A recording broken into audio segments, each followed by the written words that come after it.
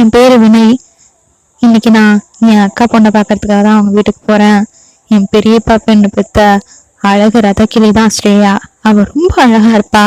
அதோட என்கிட்ட ரொம்ப உரிமையான பழகுவா. எனக்கு அவளை ரொம்ப ரொம்ப பிடிக்கும். +2 ரிசல்ட் வந்து 4 நாள் ஆச்சு. நான் அவளை பார்க்க வரலன்னு என் மேல பயங்கர கோவத்துல இருக்கா. சரி, இன்னைக்கு லீவு கிடைச்சதும் அவளை போய் சமாதானப்படுத்தலாமேன்னு வீட்டுக்குள்ள வந்தேன். ஆனா வீட்டுல யாரையுமே காணோம்.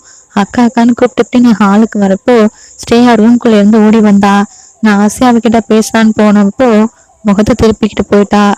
அச்சோ, என் மேல பயங்கர கோவத்துல இருக்கா போல இருக்கே செல்லக்கிளி அப்படின்னு மனசுல நினைச்சுக்கிட்டு நானும் அவ ரூமுக்குள்ள போனேன். ரூமுக்குள்ள வந்ததுமே கதவுக்கு பின்னாடி இருந்தவ கதவை தாழ்பால் போட்டா. எனக்கு எனக்கு தப்பா எடுத்துக்க தோணல.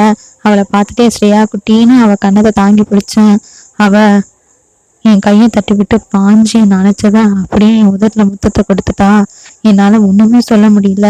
எங்க 2 பேருக்கும் வயசு வித்தியாசம் அதிகம். கிட்டத்தட்ட 14 இருக்கும்.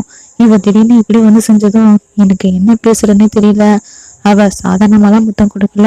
அப்படியே உதட்டோட உதட்ட வச்சு நச்சுன்னு கொடுத்தவ என் கீழ் உதட்டை எடுத்து வச்சு அதை ருசி பார்க்கவும் ஆரம்பிச்சிட்டா.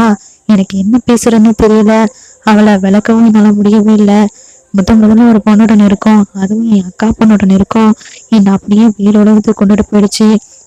முத்தம் எந்த அளவுக்கு தித்திப்பா இருக்கும்ன்றது எனக்கே இப்பதான் தெரியும். அவ கொடுத்த அந்த இதழ் முத்தத்தை என்னால அதை விட்டு மீண்டும் வர முடியல. அந்த அளவுக்கு அழுத்தமா என் அவ உதட்டுக்குள்ள வச்சு உறிஞ்சி எடுத்தா.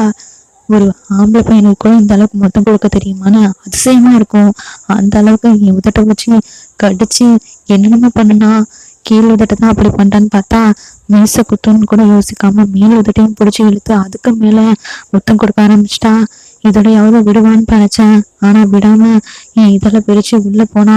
என்னால உணர்ச்சியை கட்டுப்படுத்த முடியாம அந்த உள்ளம்பில்லி இடுப்பை இறுக்கமா பிடிச்சேன். அவளும் என் நாவெல்லாம் சப்பி ருசிச்சு என் எச்சில் மொத்தத்தையும் அவ குடிச்சிட்டா. அதோடாவது விடுவான்னு பார்த்தா மூச்சு வாங்கி என்னை விட்டு பிரிஞ்சிருந்தவ அப்படியே அவ டாப்ஸை கலட்டி தூக்கி எரிஞ்சா. இத்தனை நாளா சின்ன பொண்ணு அவளை பார்த்துட்டு இருந்தேன். வெறும் மேல இன்னொரு சொட நின்றுட்டு இருந்தவளுடைய மென்மை ரெண்டும் என் கண்ணை வான்னு அப்படியே அழைச்சது. என் கண்ணு அந்த இடத்த விட்டு வெளியே வர மறுத்தது. அந்த இடத்த பார்த்தனா மொத்தமா உறைஞ்சே போயிட்டேன்.